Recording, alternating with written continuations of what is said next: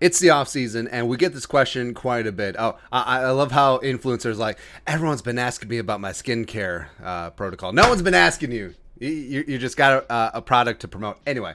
But top five favorite Vikings of all time. Now this top five is pretty solid. Sometimes the order vacillates 2 through 4, but 2 through 5, but it's whatever. So here's my top five Vikings of all time right now. Now it's definitely a product of my era when I grew up watching Vikings football, because obviously you would put guys like Chuck Foreman or Mick Tingelhoff or Tarkington in this list if I was older, but I never saw them. I never saw them live, so these are the guys I saw with my own two eyeballs. There you go. So number five, Antoine Winfield Sr.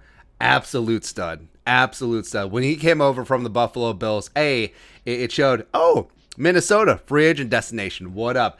And he, pound for pound, he was the toughest player in the league. Even though he was 5'9", a $180 dripping wet, he could hit like a brick house. He was great against the run. He was great in run support. He was a ball hawk. He was just an all-around great cornerback. Could play inside, outside. Was a phenomenal teammate. Plus, he played, he's a poker player, so of course that's going to stick near and dear to my heart. I remember he would be at Canterbury back in the day, playing 30-60. He'd always have two-pair Antoine. That's how he rolls, man. Back when they had those beige clay $10 chips, before they got the brown ones now. Actually, that was a way, way back, but it really doesn't matter. But Antoine Winfield, yeah, Mighty Mouse for me, he's always going to be just like that dude. Where it just showed in the NFL, size is a big time deal, but no, it's all about heart. How big is your heart? And Antoine Winfield had a heart the size of Secretariat. Next up, number four, Jared Allen, Culinary Academy. Where the funny thing is about this list, all of these players, except for John Randall, started their career somewhere else. So they came to the Vikings secondhand. But when the Vikings traded, was it a first and 2/3 for Jared Allen in 2008 from the Kansas City Chiefs, he was that guy where he was in Kansas City. He was a star, but he had a couple issues, but he ironed them out here in Minnesota, and he became the best edge rusher in the NFL. For my money, he still broke the single season sack record, mainly because Strahan's was fraudulent because Bert Favre rolled over because, well, I'm Brett Favre and I want to be part of every single record in history, blah, blah, blah. But Jared Allen, when he came in, every single time, he's getting heat, he's getting pressure, love the game. You'll love the calf rope sack dance, is one of the greatest sack dances of all time. Plus, that Thursday night game, him and Donald Penn, former Vikings legend Donald Penn, where it was clear it was getting heated, it got chippy, there was a fight going on, and then on third down in the Metrodome, it's rocking, it's loud, and then Jared Allen just gets a sack right in Donald Penn's face. Woo! It's great, man. The Vikings lost that game by like 30 points. That was the game where Doug Martin had like 4 touchdowns. I remember that from fantasy football, but it's okay. Minnesota, we're all about the moral victory, man. So, did you see Jared Allen sack on third down? Vikings still lost. Don't care. It was awesome. Next up, number 3, Cris Carter.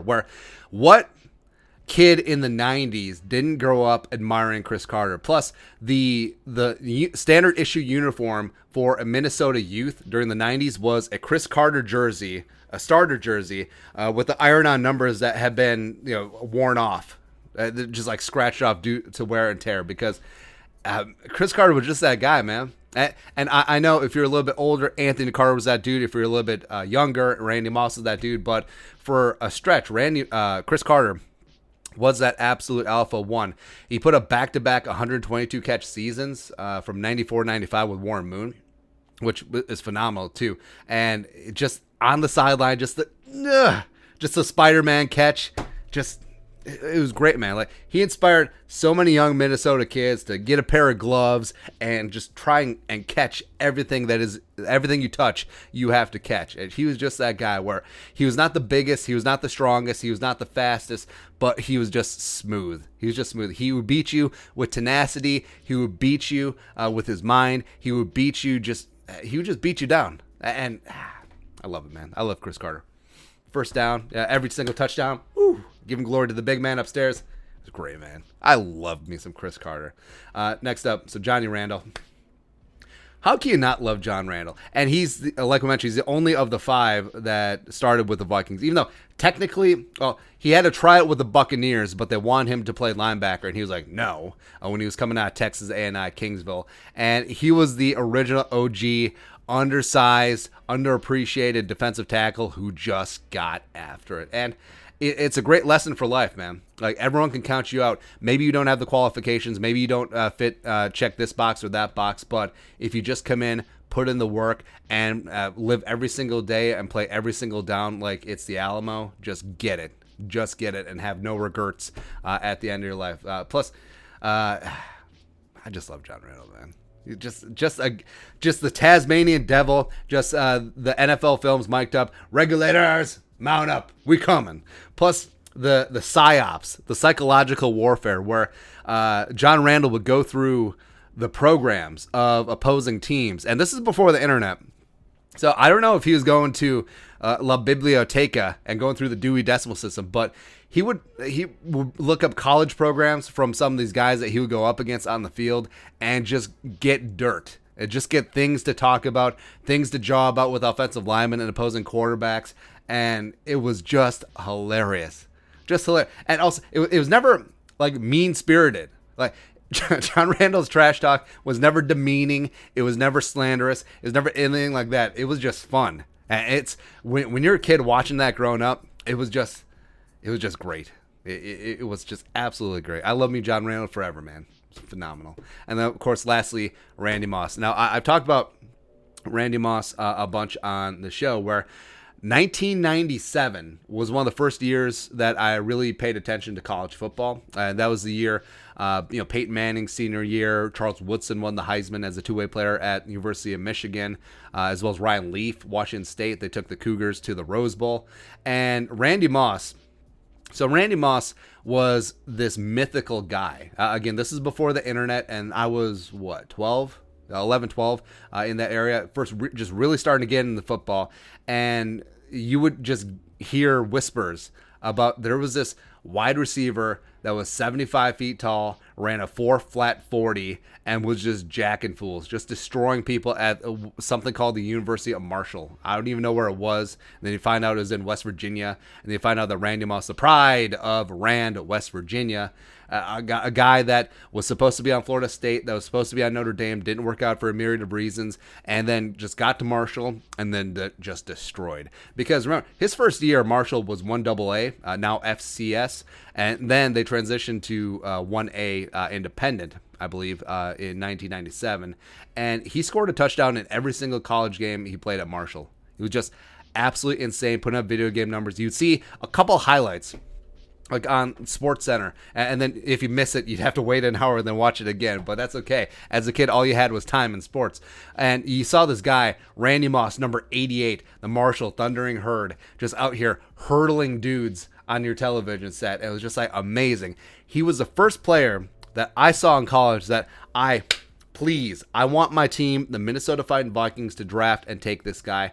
And Randy fell in the draft, myriad of issues, and Denny Green was that guy who's going to take a chance. Plus, the Vikings didn't need to take Randy Moss. Like, smart money would have said that, hey, they probably should have helped out the defense. I mean, the defense had stars on all the levels, but they definitely could have used some more talent. And you had Cris Carter, who was the best receiver in the game, or amongst the best. And you had Jake Reed, who had been a 1,000-yard receiver the 3 previous seasons. That's a solid one, too. Also, this was an era where you don't necessarily go 3 wide. This is the era of I formation and pro set, where you're running 21 personnel all the damn time. But they're like, oh, BPA, before BPA was cool, Randy friggin' Moss, destroyed the lead, slapped it around as a rookie. And what's amazing is that the year after Randy Moss came in the league, 1999, the Green Bay Packers' first 3 draft picks were defensive backs. I mean, that's just how they reacted to Randy Moss. And I wish that it would have worked out here in Minnesota long term. Like those prime years that he had with the Patriots, they should have been in purple, but it be what it be. And it does seem like amends were made between Randy and the team. Everything seems good now. Time does heal all wounds, but yeah, Randy Moss, there was never anything like him before. and there's not been anything like him since. In terms of just that absolute deep threat, taking the top off the defense. I know a lot of people bring up Julio Jones and Megatron, but they're stylistically two different receivers, right? But Randy Moss is he's always going to be that guy. He's always going to be special for me as a kid growing up. And yeah, so that's it.